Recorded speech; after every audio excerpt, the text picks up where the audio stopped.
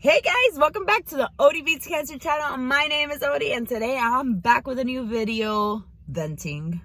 I am venting, okay? No shame in my game over here. I figured I would turn on the camera and just vent. Today is the morning of my, I think, 20th chemotherapy, and last night, man, it wasn't it, sis. I was just having a moment.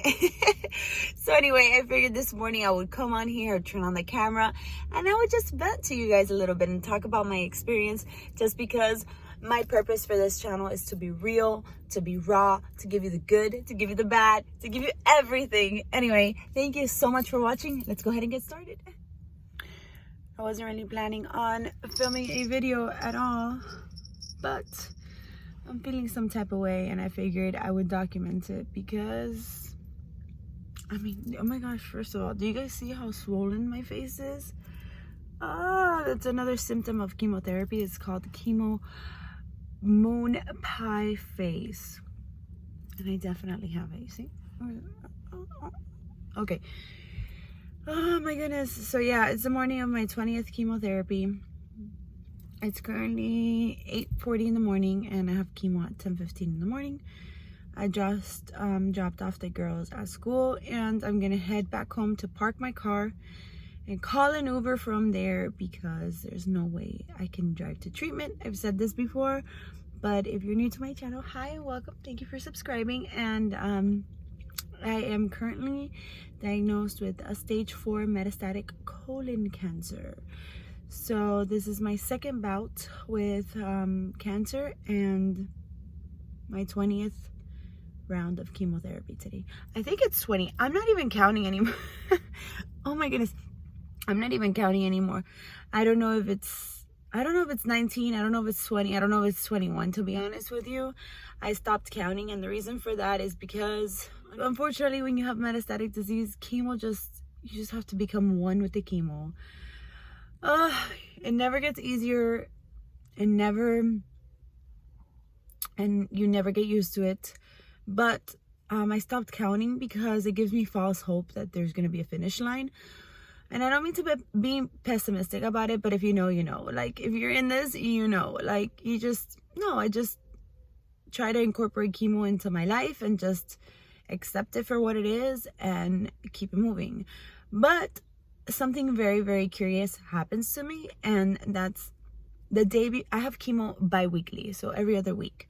So I have an on week and I have an off week because my after I get chemo, my symptoms do linger for 5 to 6 days. So that's my on week. That's the week, you know, I'm on bed rest. That's the week I'm feeling sick, I'm feeling nauseous, I'm symptomatic, I have lots of diarrhea. I'm not really one to throw up. It has happened to me a few times if I'm not up, you know, keeping up with my medication, my nausea medication. But anyway, it's difficult for me to eat. It's difficult for me to drink during the time that I'm on my on week. And so on my off week, I pretty much feel, you know, brand new. You know, there's such a difference. You know, there's such a it's like night and day from my on week to my off week. So on my off week, I spend a lot of time not thinking about cancer or putting cancer in the back burner of my head, and not just, I guess that's how I cope best. I cope best by just like not thinking about it, just, you know, focusing on my kids, focusing on my family, focusing on my household chores, focusing on my school projects, just focusing on other things, you know what I mean? So the night before chemo, which was last night, I started to feel a lot of anxiety, and it's called anticipatory stress. It's just, I get a lot of stress. Oh my goodness, the lighting, you guys. I get a lot of stress just thinking about what's to come, and so I start to break down, and I start to even experience physical symptoms that weren't there before. So the brain is so powerful. Last night I started to obsess and stress about today and the fact that I have to succumb myself to yet another round of chemo. And again, I don't mean to sound pessimistic, and I hope you guys can understand me. It's just like, oh man, it's so frustrating. And it's, I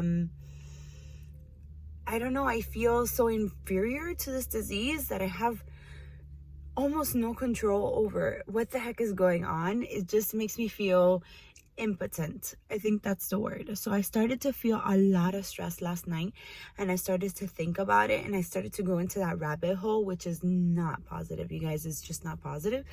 And then what ended up happening is I had a blowout. I'm not gonna lie, I had a blowout because I got pissed at the fact that I had yet another load of laundry to fold, which had really nothing to do, like, you know, it's just, I was taking my anger out on the laundry. I was taking my anger out on Manny. I was just mad. And I'm mad at the disease. I'm not mad at the household chores. I'm not mad at anybody else. I'm just mad at this darn disease, right? So I even experienced last night, what I was getting at is that it's crazy because the mind is so powerful. I was even experiencing some nausea. Like, I felt repulsed, like when I'm on chemo. Almost very similar to that. Very similar to being on chemo, when in reality, I don't have any chemo in my system right now because this is my off week. I'm not getting chemo till today. So I thought that was crazy. I'm like, oh my goodness, I have to talk about this. I have to let this out. If you're going through this, if you're going through cancer treatments, if you are the caretaker of somebody going through cancer treatments, be patient with them. You know, I've been lucky enough that my circle is very patient with me. They're very loving with me, and they give me the space to kind of grieve, you know, like, this is a grieving process because you're letting go of the old you and you're succumbing to a new you where you have zero control over what the heck your body's doing and how your body responds to this medication. Now, I don't want to sound, you know, ungrateful, and I don't want to sound I don't want to sound negative because that's just not in my person, but I also want to be real, and I want to be raw, and I want to talk about those issues that truly affect us in the cancer community. Just even this morning, I was fixing my hair, and you guys can see my scalp right here. Oh my God. I'm just like, it's freaking me out, you know, the hair loss, and just the fact that my girls have to go stay with my mom for 3 to 4 days while I power through my symptoms, just because Manny has to work all day because somebody has to hold the fort down, right? And I get some help from my sister because she tries to work from home so that she can facilitate for me, so she can help me.